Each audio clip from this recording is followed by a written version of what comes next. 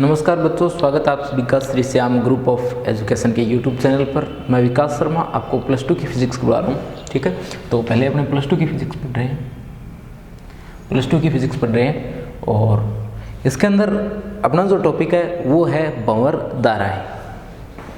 हम लोग जो टॉपिक पढ़ रहे थे वो टॉपिक था अपना भंवर धाराएं। भंवर धाराएं क्या होती है इसके बारे में हम लोग लास्ट क्लास के अंदर पढ़ रहे थे। तो भंवर धाराओं के अंदर मैंने आपको इसकी परिभाषा बता दी थी और एक प्रयोग भी बता दिया था भंवर धाराओं के बारे में। तो देखिए अपनी लास्ट क्लास में क्या पढ़ा था। आपने पढ़ा था भंवर धाराएं क्या होती है। तो ये मैंने आपको बताया था कि जब किसी चालक पट्टिका को आपके पास में जब कोई क्या होती है चालक पट्टिका होती है, इस चालक पट्टिका को आप लोग क्या करते हो, चुंबकीय क्षेत्र में गति करवाते हो। चुंबकीय क्षेत्र में गति करवाते हो, यानी जब किसी चालक पट्टिका को क्या किया जाता है, चुंबकीय क्षेत्र में गति करवाया जाता है, अथवा इस पर क्या किया जाता है, परिवर्तित चुंबकीय क्षेत्र आरोपित किया जाता है। आपके पास में कोई एक चालक पट्टिका है, या तो आप लोग क्या कर रहे हो, इसे चुंबकीय क्षेत्र में गति करवा रहे हो, या आप लोग क्या कर रहे हो, या आप इसे परिवर्तित चुंबकीय क्षेत्र में गति करवा रहे हो। तो उसमें क्या होता है, ये जो आपके पास में पट्टिका है इसमें जल के समान चक्करदार धाराएं उत्पन्न हो जाती है। ठीक है, इसमें क्या हो जाता है, जल के समान चक्करदार धाराएं उत्पन्न हो जाती है। और इन धाराओं को अपने किस नाम से जानते हैं, इन धाराओं को जानते हैं अपने भंवर धाराओं के नाम से। भंवर धाराएं जो है वो वास्तविक विद्युत धाराएं होती है और इनके कारण जो है ऊष्मा के रूप में ऊर्जा की हानि होती है। अपने एक प्रयोग पढ़ा था कल, जिसके अंदर अपने एक पट्टिका को क्या कर रहे थे, चुंबकीय क्षेत्र में गति करवा रहे थे। आज अपने एक दूसरा प्रयोग पढ़ते हैं। देखिए अपने क्या करते हैं, तांबे की एक पत्ती लेते हैं और इसे जो आपके पास में चुंबकीय क्षेत्र है उसमें दोलन करवाते हैं।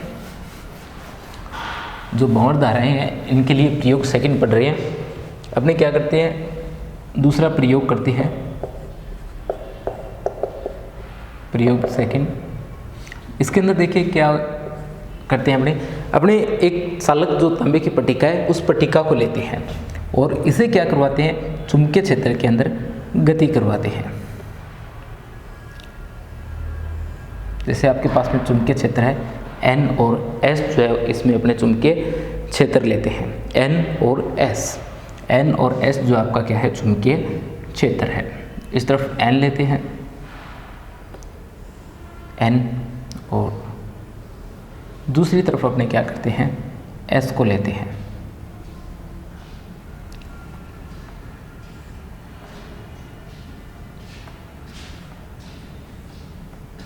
ये अपने पास में क्या है, S है। तो N और S अपने पास में क्या है, चुंबकीय ध्रुव है और इनके मध्य क्या किया जाता है, एक तांबे की पट्टिका को लटकाया जाता है। किसके रूप में, एक सरल लोलक के रूप में, या पेंडुलम जिसे अपने कहते हैं, उस पेंडुलम के रूप में इसे लटकाया जाता है। और ये जो चालक पट्टिका है इसे क्या करवाया जाता है, दोलन करवाया जाता है N और S के बीच में। तो आप लोग देखते हो कि जब ये चालक पट्टिका बिल्कुल सीधी जैसे सामने बनी हुई इस प्रकार की होती है, तब क्या होता है, ये जैसे जैसे गति करती है तो इसकी गति में अवमंदन उत्पन्न होता है। वजह क्या है, वजह है ये बंद क्षेत्र। इस बंद क्षेत्र के कारण क्या होता है, इस बंद पृष्ठ के कारण क्या होगा, बंद पृष्ठ के कारण इसके अंदर चुंबकीय फ्लक्स जो है उस चुंबकीय फ्लक्स में परिवर्तन होगा। और चुंबकीय फ्लक्स में जब परिवर्तन होगा तब इसमें क्या होगा, प्रेरित विद्युत वाहक बल और प्रेरित धाराएं उत्पन्न होगी। ठीक है, जिससे इसमें क्या उत्पन्न हो जाती है, भंवर धाराएं उत्पन्न हो जाती है। और लेंज का नियम जो है वो अपने को कहता है कि ये जो आपके पास में प्रेरित विद्युत धारा है और प्रेरित विद्युत वाहक बल जो होता है, इसकी दिशा इस प्रकार से होती है कि उसी कारण का विरोध करती है जिसकी वजह से इसकी उत्पत्ति हुई है। ठीक है, तो गति करने की वजह से क्या हो रही है, जैसे ये गति कर रहा है उसकी वजह से इसमें ये प्रेरित विद्युत वाहक बल और धारा उत्पन्न हो रही है, तो उस कारण का विरोध होगा जिसके कारण इनकी उत्पत्ति हो रही है। तो इनके कारण, इनके जो गति है, गति के कारण इसमें प्रेरित हो रही है, इसलिए इस गति का क्या होगा, विरोध होगा और अवमंदन उत्पन्न हो जाएगा, जिससे ये क्या हो जाएगा, जल्दी रुक जाएगा। अगर अपने क्या कर दिया जाए, इसमें खांचे काट दिए जाए, इस तरीके से क्या कर दिया जाए, इसमें खांचे काट दिए जाएं तो आप लोग देखोगे कि अब जो है वो भंवर धाराएं उत्पन्न इसमें नहीं हो पाती है। अवमंदन भी कम पहले की तुलना में जो है वो उत्पन्न होगा। वजह क्या है? वजह है कि अब इस सिचुएशन के अंदर इसे क्या नहीं मिल पाता है? बंद पृष्ठ नहीं मिल पाता है। ठीक है, अब क्या है, अब खांचे काट देने से इसे बंद पथ उपलब्ध नहीं होगा, जिससे इसमें क्या उत्पन्न नहीं हो पाएगी? भंवर धाराएं जो है उत्पन्न नहीं हो पाएगी। ये जो केस है इसके अंदर क्या नहीं उत्पन्न हो पाएगी? भंवर धाराएं। जब इसमें भंवर धाराएं उत्पन्न नहीं होगी तब अवमंदन जो है वो क्या होगा? न्यूनतम होगा। और अवमंदन जो है वो क्या होगा? न्यूनतम होगा। क्यों? क्योंकि अब भंवर धाराएं जो है उत्पन्न नहीं हुई है, इसलिए अवमंदन क्या हो जाता है? यहाँ पर न्यूनतम हो जाता है। ठीक है, ये कब होता है? जब अपने क्या कर देते हैं? इसमें खांचे काट देते हैं। तो आपको पता लग गया होगा कि भंवर धाराएं उत्पन्न होने के लिए क्या जरूरी है? आपके पास में बंद पृष्ठ का होना। तो बंद पथ जब उपलब्ध हो जाएगा तभी भंवर धाराएं उत्पन्न हो पाएगी। इसके साथ साथ चुंबकीय फ्लक्स में परिवर्तन होना भी जरूरी है। अब अपने आगे बढ़ते हैं और देखते हैं भंवर धाराओं के उपयोग कि भंवर धाराएं जो है इनका उपयोग अपने कहाँ कहाँ कर सकते हैं।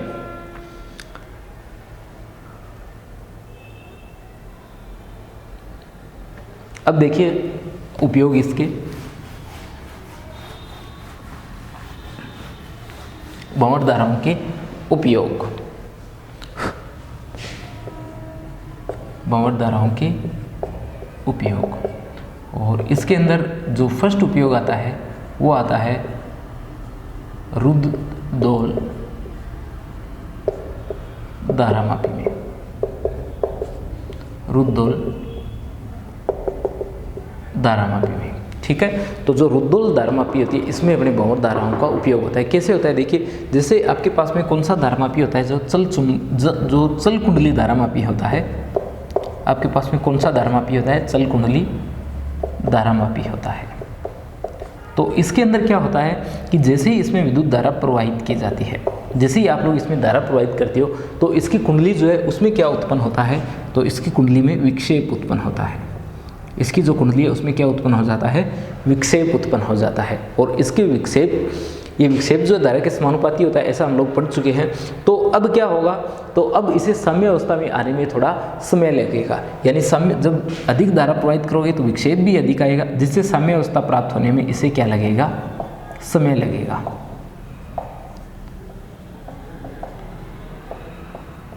साम्य अवस्था में आने में इसे क्या होगा? समय लगेगा। ठीक है, अगर आप लोग क्या कर देते हो, जो आपके पास में कुंडली है, ये जो कुंडली है इसके चारों ओर क्या कर देते हो आप लोग? तांबे की कुंडली के, ये एल्यूमिनियम की कुंडली के आप लोग जब तांबे के तार लपेट देते हो, तो जैसे जैसे आप लोग इस पर तार लपेट दोगे तब क्या हो जाएगा? तब यहाँ पर भंवर धाराएं जो है वो उत्पन्न हो जाएगी। बंद पृष्ठ उपलब्ध हो जाएगा और भंवर धाराएं यहाँ पर उत्पन्न हो जाएगी। और भंवर धाराएं जब यहाँ उत्पन्न हो जाएगी तो भंवर धाराओं के कारण इनमें क्या उत्पन्न हो जाएगा? अवमंदन उत्पन्न हो जाएगा। ठीक है, और जिस वजह से ये साम्य अवस्था में जो है वो जल्दी आ पाएगा। ठीक है, तो इस प्रकार भंवर धाराएं जो है उनको अपने कहाँ काम में लिया जाता है? भंवर धाराएं जो है उनका उपयोग रुद्धदोल धारामापी जो होता है आपके पास में उसमें किया जाता है, भंवर धाराएं उत्पन्न करके।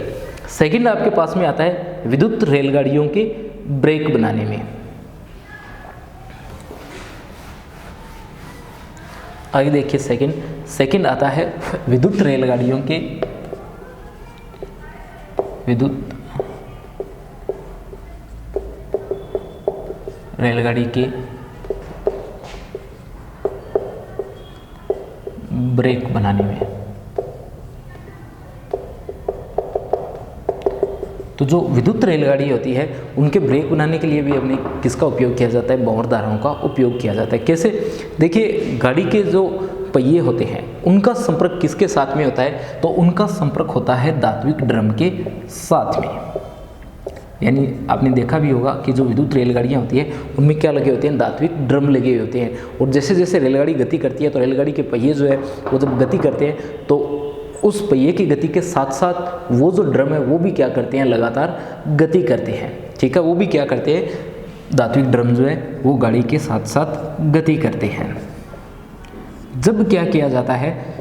इन पर एक समान चुंबकीय क्षेत्र आरोपित किया जाता है। यानी जैसे ही आप लोग विद्युत धारा प्रवाहित करोगे तो वहाँ पर क्या उत्पन्न हो जाता है? एक समान चुंबकीय क्षेत्र उत्पन्न हो जाएगा। जब वहाँ पर चुंबकीय क्षेत्र उत्पन्न हो जाएगा और ये रेलगाड़ी के जो ड्रम है, धात्विक ड्रम है, जब ये गति करेंगे तो जब ये गति करेंगे तो इन ड्रम की गति के कारण यहाँ पर क्या उत्पन्न हो जाएगा, भंवर धाराएं उत्पन्न हो जाएगी। क्यों? क्योंकि धात्विक ड्रम जो आपके पास में वो बंद पृष्ठ की तरह काम करेंगे, बंद पात की तरह, और उससे क्या होगा, उससे यहाँ पर जो उनकी फ्लक्स है, फ्लक्स में परिवर्तन हो जाएगा, और फ्लक्स में परिवर्तन होने से यहाँ पर क्या होगा, प्रेरित विद्युत वाहक बल और प्रेरित धारा उत्पन्न होगी। यानी यहाँ पर क्या उत्पन्न हो जाएगी, भंवर धाराएं उत्पन्न हो जाएगी। तो ये मैंने आपको पहले भी बताया है कि जो आपके पास में प्रेरण की वजह से जो प्रेरित धारा होती है, जो प्रेरित विद्युत वाहक बल होता है, ये उसी कारण का विरोध करता है जिसकी वजह से इसकी उत्पत्ति हुई है। तो इसकी उत्पत्ति किसकी वजह से हो रही है, इन धात्विक ड्रमों की गति की वजह से।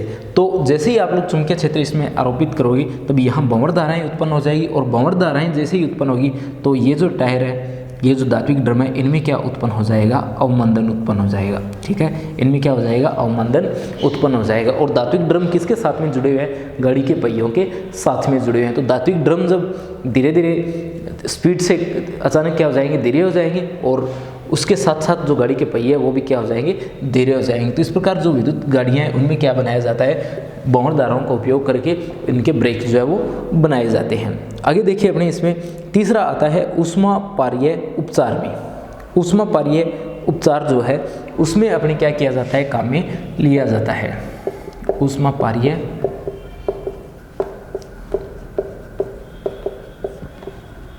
उपचार में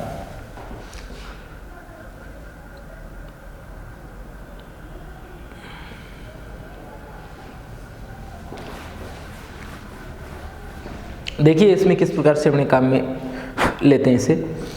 जो ऊष्मापारीय इलाज होता है, ऊष्मापारीय इलाज में क्या किया जाता है, भंवर धाराओं को काम में लिया जाता है। ऊष्मापारीय इलाज में कैसे काम में लिया जाता है, तो देखिए आपने देखा होगा कि अपने जो शरीर का रोगग्रस्त ऊतक होता है, जो रोगग्रस्त ऊतक होता है, अपने को क्या करना होता है, इसकी सिकाई करनी होती है। ठीक है, इसकी क्या करनी होती है, अपने को सिकाई करनी होती है। जब अपने इसकी सिकाई करनी होती है तो किसे काम में लिया जाता है, भंवर धाराओं को काम में लिया जाता है। कैसे काम में लिया जाता है, देखिए अपने पास में क्या होता है, वहाँ पर एक कुंडली होती है। ठीक है, उस कुंडली को अपने क्या करते हैं, जो कुंडली होती है उसे अपने रोगग्रस्त ऊतक जो होता है उस पर लपेट देते हैं। रोगग्रस्त ऊतक पर लपेटने के बाद में उनमें क्या उत्पन्न की जाती है, भंवर धाराएं उत्पन्न की जाती है। और मैंने आपको बताया था भंवर धाराएं वास्तविक विद्युत धाराएं होती है, और इनके कारण ऊष्मा के रूप में ऊर्जा की क्या होती है, हानि होती है। यानी यहाँ क्या उत्पन्न हो जाती है, ऊष्मा उत्पन्न हो जाती है, और इस ऊष्मा की वजह से क्या होता है, उस रोगग्रस्त ऊतक की सिकाई हो जाती है। ठीक है, आपने देखा भी होगा जो एक आपके पास में रोगग्रस्त ऊतकों की सिकाई के लिए जो उपकरण आता है, ठीक है, कुछ गत्ते के जैसा होता है। ठीक है, उस गत्ते के जैसे के अंदर क्या होता है, धात्विक कुंडली जो लगी होती है। ठीक, और उसके चारों ओर कपड़ा लगा करके एक उपकरण बनाया जाता है, और उससे अपने क्या की जाती है, रोगग्रस्त ऊतक की सिकाई की जाती है। आगे देखिए लास्ट इसके अंदर उपयोग जो आता है वो आता है प्रेरण भट्टी में। प्रेरण भट्टी में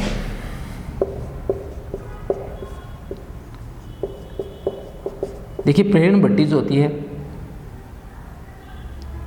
प्रेरण भट्टी में क्या किया जाता है, आपके पास में जो प्रेरण भट्टी होती है, यहाँ पर आपके पास में जो धातु का ऐसक होता है, उस ऐसक से धातु प्राप्त की जाती है। यानी इन भट्टियों में क्या किया जाता है, ऐसक से धातु जो है वो प्राप्त की जाती है। ऐसक से धातु कैसे प्राप्त की जाती है, तो आपको पता होगा कि ऐसक को जब गर्म किया जाता है, ऐसक को क्या किया जाता है, बहुत अधिक ताप पर गर्म किया जाता है। तब क्या होता है, जो धातु है वो भी इसके साथ साथ गर्म हो जाती है और पिघल जाती है, और पिघली हुई धातु को अपने क्या कर लिया जाता है, ऐसक जो है उससे अलग कर लिया जाता है। तो अपने किसकी जरूरत होती है, वहाँ पर अपने को जरूरत होती है अधिक ताप की। वहाँ पर अपने किसकी ज़रूरत होती है, अधिक ताप की ज़रूरत होती है। तो वो अधिक ताप जो है वो अपने किसकी सहायता से उत्पन्न किया जाता है, प्रेरण भट्टियों में, तो वो अधिक ताप उत्पन्न किया जाता है भंवर धाराओं के उपयोग से। तो इस प्रकार अपने भंवर धाराओं से क्या कर सकते हैं, बहुत सारे उपयोगों के रूप में भंवर धाराएं काम में आती है। जैसे प्रेरण भट्टियों के अंदर अधिक ताप उत्पन्न करने के लिए काम में आती है, जिससे ऐसक से धातु अलग हो जाए। जो आपके पास में ऊष्मापारीय इलाज है, इसमें काम में लिया जाता है। रोगग्रस्त ऊतक जो होते हैं उनकी सिकाई के लिए काम में आता है। इसके अलावा जो रेलगाड़ियाँ होती है उनके ब्रेक, जो विद्युत रेलगाड़ी है उनके ब्रेकों के अंदर काम में ली जाती है। और इसके अलावा आपने जो सबसे पहले पढ़ा था जो रुद्धोल धारामापी, इसके अंदर अवमंदन उत्पन्न करने के लिए इसे काम में लिया जाता है। तो अपने दोनों प्रकार के उपयोग पढ़ लिए। इन दोनों में तो अपने अवमंदन वाला उपयोग पढ़ा है, ठीक है, अवमंदन वाला उपयोग पढ़ा है। और इन दोनों के अंदर अपने कौन सा उपयोग पढ़ा है, जो ऊष्मा वाला उपयोग है उसे पढ़ा है। यहाँ तो ऊष्मा उत्पन्न करके अपने रोगर सूतक की इकाई और धातु से ऐसा अलग किया जाता है। अवमंदन से रुद्धोल धर्मापी की जो कुंडली है उसे जल्दी रोका जाता है, और यहाँ जो है वो क्या किया जाता है, रेलगाड़ियों के पहिए जो है उनके साथ में ड्रम जोड़कर ब्रेक बनाने के काम में आते हैं। तो ये आपके पास में टॉपिक था भंवर धाराएं। अब यहाँ से आपके चैप्टर का लास्ट पार्ट शुरू होता है और नया टॉपिक इसके अंदर आता है स्वप्रेरण। स्वप्रेरण देखिए,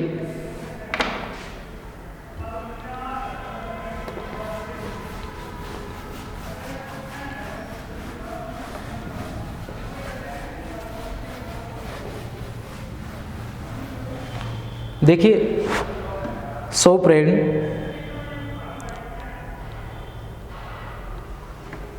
स्वप्रेरण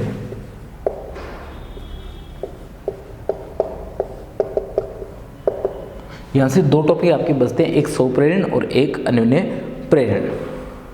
देखिए स्वप्रेरण का क्या मतलब है। स्वप्रेरण, स्वप्रेरण का मतलब होता है किसी कुंडली से संबद्ध, किसी कुंडली से संबद्ध, किसी कुंडली से संबद्ध चुंबकीय फ्लक्स में, चुंबकीय फ्लक्स में परिवर्तन होने पर, देखना इसे, किसी कुंडली से संबद्ध चुंबकीय फ्लक्स में परिवर्तन होने पर कुंडली में स्वयं में, कुंडली में स्वयं में विद्युत वाहक बल प्रेरित होने की घटना जो है वो क्या कहलाती है, स्वप्रेरण कहलाती है। ठीक है, यहाँ कुंडली जो है उसमें खुद में ही क्या होता है, फ्लक्स में परिवर्तन होता है, और उसी कुंडली में क्या होता है, उसी कुंडली में विद्युत वाहक बल जो है वो प्रेरित होता है। ठीक है, और अगर दिशा की बात करें, इसकी दिशा की, तो लेंज का जो नियम है, लेंज के नियम को यहाँ पर फिर से काम में लेंगे अपने। तो लेंज का नियम आपको क्या बताता है कि लेंज का नियम बताता है कि दिशा जो है प्रेरित विद्युत वाहक बल और धारा की इस प्रकार होती है, ये उसी कारण का विरोध करती है जिसकी वजह से इसकी उत्पत्ति हुई है। ठीक है, तो यहाँ पर दिशा भी किस प्रकार आती है, विद्युत वाहक बल की दिशा, कुंडली में प्रेरित विद्युत वाहक बल की दिशा इस प्रकार होती है कि ये उसी कारण का विरोध करे जिसकी वजह से इसकी उत्पत्ति हुई है। तो ये आपका आता है स्वप्रेरण। स्वप्रेरण के अंदर आपको क्या बताना है कि जब किसी कुंडली से संबद्ध चुंबकीय फ्लक्स में परिवर्तन होता है, जब किसी कुंडली से संबद्ध चुंबकीय फ्लक्स में परिवर्तन होता है तो कुंडली में स्वयं में विद्युत वाहक बल प्रेरित होने की जो घटना होती है उसे अपने किस नाम से जानते हैं, उसे जानते हैं स्वप्रेरण के नाम से। अगर दिशा की बात की जाए तो दिशा आप बताओगे कि इसकी दिशा इस प्रकार होती है कि ये उसी कारण का विरोध करे जिसकी वजह से क्या हो रही है, इसकी उत्पत्ति हो रही है। ठीक है, आगे बढ़ते हैं और देखते हैं स्वप्रेरण का प्रायोगिक प्रदर्शन।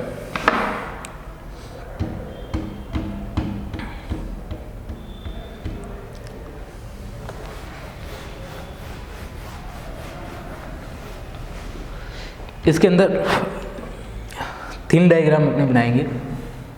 पहले टॉपिक का नाम लिख देता हूँ, स्वप्रेरण का प्रायोगिक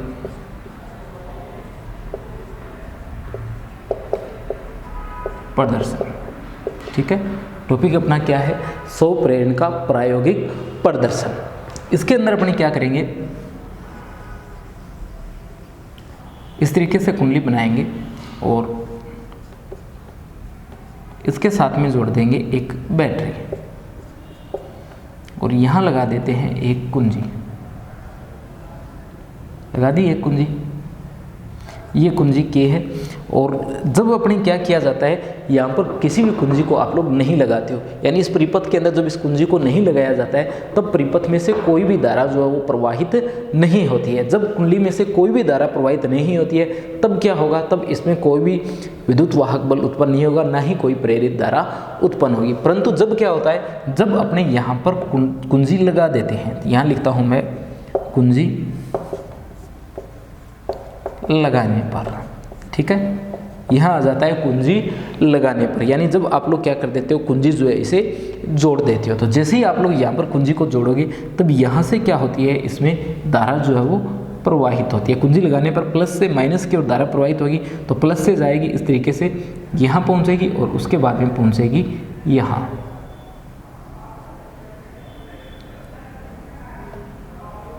ठीक है। इस प्रकार से जो है वो यहाँ क्या होती है, धारा प्रवाहित होती है, ठीक है। यानी जैसे ही आप लोग क्या करते हो, कुंजी लगाते हो, कुंजी लगाते ही परिपथ में क्या प्रवाहित होती है, धारा प्रवाहित होती है। अब देखते हैं अपने कि इसके अंदर जो प्रेरित विद्युत वाहक बल और जो प्रेरित धारा उत्पन्न हो रही है उसकी दिशा किस ओर आएगी। तो लेंज का नियम यहाँ पर क्या बताता है आपको, लेंज का नियम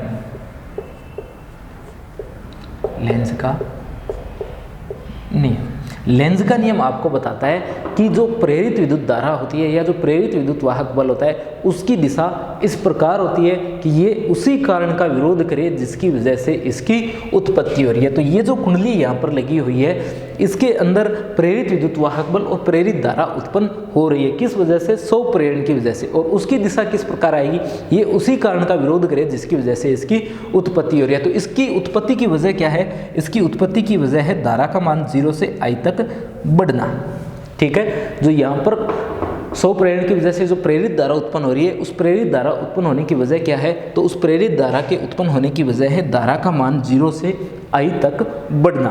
तो जो प्रेरित धारा होगी उसकी दिशा इस प्रकार होगी कि ये धारा के मान के बढ़ने का क्या करे, विरोध करे। धारा लगातार बढ़ती जा रही है तो प्रेरित धारा जो आएगी उसकी दिशा क्या होगी, उसकी दिशा इस दिशा के विपरीत होगी। ध्यान रखना इस बात का, धारा की दिशा तो प्लस से माइनस की हो रही है, पर जो प्रेरित धारा आपके पास में आ रही है वो लेंज के नियम के अकॉर्डिंग किस प्रकार आ रही है कि ये उसी कारण का विरोध कर रही है जिसकी वजह से क्या हो रही है, इसकी उत्पत्ति हो रही है। तो क्यों उत्पत्ति हो रही है इसकी, तो इसकी वजह है इस ओर बहने वाली धारा, इस ओर जो विद्युत धारा प्रवाहित हो रही है उसकी वजह से क्या हो रही है, यहाँ पर प्रेरित धारा उत्पन्न हो रही है, ये उसी कारण का विरोध करेगी जिसकी वजह से उत्पत्ति हो रही है। तो धारा इधर जाएगी तो प्रेरित धारा जो है वो कहाँ जाएगी, इसकी विपरीत दिशा में जाएगी। अब देखिए आगे, अब अपने जब इस कुंजी को हटा दिया जाता है, इसी प्रयोग में जब क्या किया जाता है, इस कुंजी को हटा दिया जाता है,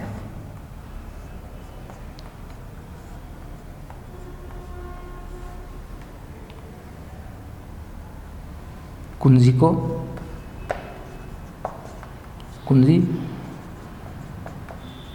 हटाने पर,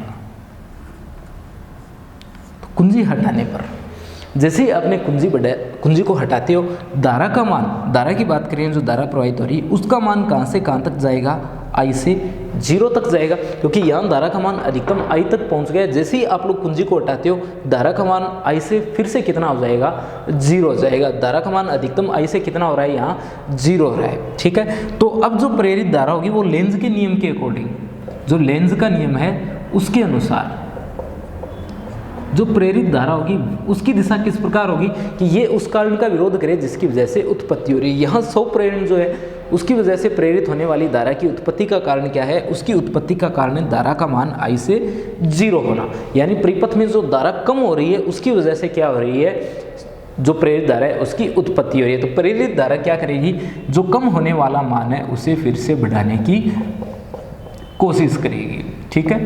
तो धारा का मान, प्रेरित धारा का जो मान है वो कहाँ आएगा, अब की बार इस ओर आएगा, ताकि परिपथ में जो धारा कम हो रही है वो फिर से क्या हो जाए, बढ़ जाए। अब देखो आगे, आप लोगों ने देखा कि कुंजी लगाने पर धारा की, प्रेरित धारा की दिशा इस प्रकार आ रही है और कुंजी हटाने पर धारा की दिशा जो है वो उस तरीके से आ रही है। यहाँ ये विरोध कर रही है परिपथ में प्रवाहित होने वाली धारा का, धारा इस ओर जा रही है उसका यहाँ पर विरोध किया जा रहा है इसके विपरीत दिशा में प्रेरित धारा। यहाँ जो आपके पास में विद्युत धारा जो इस ओर जा रही थी वो अब कम हो चुकी है, 0 की ओर बढ़ रही है, 0 हो चुकी है। तो ये क्या करेगी, उसका विरोध करेगी जिसकी वजह से इसका मान क्या हो रहा है, 0 हो रहा है, ठीक है। तो एक बार तो प्रेरित धारा की दिशा इस प्रकार आएगी, दूसरी बार जो है वो इस प्रकार आएगी, ठीक है। और जब बिल्कुल शुरुआत में आपके पास में कुंजी नहीं लगी होती है उसमें यहाँ से कोई भी प्रेरित धारा जो है वो प्रवाहित नहीं होगी। देखिए फर्स्ट ये भी आप लोगों को ध्यान रखना होगा कि जब किसी भी प्रकार की कुंजी जो है ना तो लगाई जाती है और ना ही हटाई जाती है, जब ना ही तो आप लोग कुंजी लगाते हो और ना ही कुंजी हटाते हो तब उसमें यहाँ कोई भी प्रेरित धारा जो है वो प्रवाहित नहीं होती है। इसका भी ध्यान रखोगे, ऐसा नहीं है कि जो जहाँ पर कुंजी लगी नहीं होगी वहीं पर धारा प्रेरित हो जाएगी, ऐसा नहीं है। जैसे बिल्कुल शुरुआत के अंदर यहाँ पर देख सकते हो, यहाँ कोई भी धारा नहीं है तो कोई प्रेरित धारा भी नहीं है। यहाँ धारा का मान अधिकतम गया था और यहाँ पर अधिकतम से क्या हुआ था, न्यूनतम हुआ था, इसलिए यहाँ पर क्या हो रही है, प्रेरित धाराएं उत्पन्न हो रही है। तो ये अपना टॉपिक था स्वप्रेरण का प्रायोगिक प्रदर्शन। आगे अपने इसके अंदर पढ़ते हैं स्वप्रेरण गुणांक के बारे में कि स्वप्रेरण गुणांक जो होता है वो क्या होता है।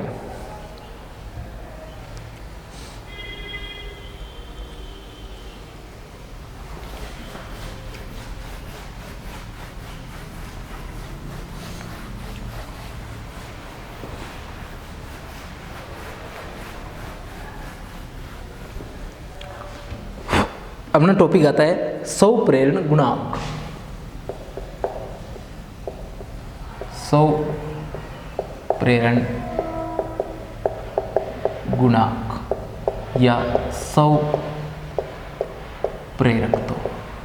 जो स्वप्रेरण गुणांक होता है उसी को अपने जाना जाता है स्वप्रेरकत्व के नाम से। मान लेते हैं किसी कुंडली में जो है वो आई मान की धारा प्रवाहित हो रही है। कुंडली में कितनी धारा प्रवाहित हो रही है, आई मान की धारा जो है वो प्रवाहित हो रही है। जब किसी कुंडली में आई मान की क्या होती है, धारा प्रवाहित होती है, तो कुंडली से संबद्ध चुंबकीय फ्लक्स कितना होगा, तो कुंडली से संबद्ध यानी जुड़ा हुआ संबद्ध चुंबकीय फ्लक्स, चुंबकीय फ्लक्स कितना होगा, फाई बी होगा। तो कुंडली से संबद्ध चुंबकीय फ्लक्स फाई बी जो है ये किसके समानुपाती होता है, यानी किस पर डिपेंड करता है, तो ये डिपेंड करता है धारा पर। यानी फाई बी जो है वो किसके समानुपाती होता है, आई के समानुपाती होता है। जो कुंडली से संबद्ध चुंबकीय फ्लक्स है वो किस पर डिपेंड करता है, प्रवाहित धारा आई पर डिपेंड करता है। फाई बी समानुपाती होता है आई के। अगर समानुपाती को हटा दिया जाए तो समानुपाती को हटाने पर एक नियतांक लगता है, वो क्या लगता है, कैपिटल एल लगता है। तो अपने पास में जो फाई बी है वो किसके बराबर आ जाता है, एल आई के बराबर आ जाता है। यहाँ एल आई जो है, यहाँ जो अपने एल आई जो लिखा है ये किसके बराबर है, फाई बी के बराबर है। ये एल जो है, एल क्या है, यहाँ पर एक नियतांक है और इसी नियतांक को क्या कहा जाता है, एल को स्वप्रेरण गुणांक कहा जाता है। इसी एल को क्या कहा जाता है, इसी एल को कहा जाता है स्वप्रेरण गुणांक, या इसी को अपने क्या कहते हैं, स्वप्रेरकत्व कहते हैं, स्वप्रेरक गुणांक, या इसे क्या कहा जाता है, स्वप्रेरकत्व कहा जाता है। किसे, कैपिटल एल को। अगर यहाँ से आप लोग एल की परिभाषा लिखना चाहते हो, phi B equal L I, तब क्या लिखोगे, तो इसके अंदर आप लोग देख सकते हो कि जब धारा आई का मान कितना कर दिया जाता है, 1 कर दिया जाता है, अर्थात कितना कर देते हैं, एकांक कर देते हैं, तो एल किसके बराबर आ जाता है, फाई बी के बराबर आ जाता है। किसके बराबर आ जाता है, फाई बी के बराबर आ जाता है। तो यहाँ से आप लोग क्या कर सकते हो, यहाँ से आप लोग एल की परिभाषा लिख सकते हो। जो आपके पास में स्वप्रेरण गुणांक एल है उसे आप लोग क्या कर सकते हो, यहाँ से परिभाषित कर सकते हो। यहाँ से अपने देखिए किस प्रकार से स्वप्रेरण गुणांक की परिभाषा लिख सकते हो कि किसी कुंडली में इकाई धारा प्रवाहित करने पर, किसी कुंडली में एकांक या किसी कुंडली में एकांक या इकाई धारा प्रवाहित करने पर, एकांक या इकाई धारा प्रवाहित करने पर कुंडली से संबद्ध चुंबकीय फ्लक्स, कुंडली से संबद्ध चुंबकीय फ्लक्स किसके तुल्य होता है, स्वप्रेरण गुणांक के तुल्य होता है। ठीक है, यानी किसी कुंडली में एकांक धारा प्रवाहित करने पर कुंडली से संबद्ध चुंबकीय फ्लक्स किसके तुल्य होता है, कैपिटल एल, यानी अपने पास में जो स्वप्रेरण गुणांक है उसके तुल्य होता है। तो यहाँ से आप लोग क्या कर सकते हो, एल की परिभाषा लिख सकते हो। आगे बढ़ते हैं अपने, और यहाँ से अगर आप लोग लिखना चाहो स्वप्रेरण गुणांक के बारे में अन्य बातें, तो आप लोग लिख सकते हो E equal minus d phi B बटा डी टी। क्या लिख सकते हो आप लोग यहाँ से, E इक्वल, आप लोगों ने पढ़ा है E equal minus d phi B बटा डी टी पढ़ा है आप लोगों ने, ऐसा आप लोगों ने पढ़ा है फैराडे और लेंज के नियम से। तो आप लोग क्या कर सकते हो, यहाँ से मान रखने पर ये बन जाता है एल आई। तो ये E किसके बराबर आ जाता है, माइनस के डी आई बटा डी टी के बराबर आ जाता है। यहाँ से L किसके बराबर है, तो E बटा माइनस डी आई बटा डी टी के बराबर है। यहाँ से आप लोग L की अन्य परिभाषा भी लिख सकते हो। ठीक है, अन्य रूप में भी आप लोग क्या कर सकते हो, इसे परिभाषित कर सकते हो।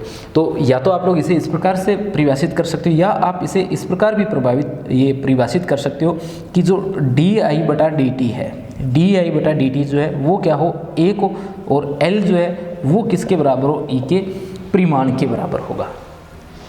L किसके बराबर होगा, E के परिमाण के बराबर होगा। इसकी परिभाषा और मात्रक अपने कल देखेंगे। ठीक है, आप लोग मात्रक बनाने की कोशिश करना, और इसका मात्रक जो L का आने वाला है उसे अपने कल देखेंगे।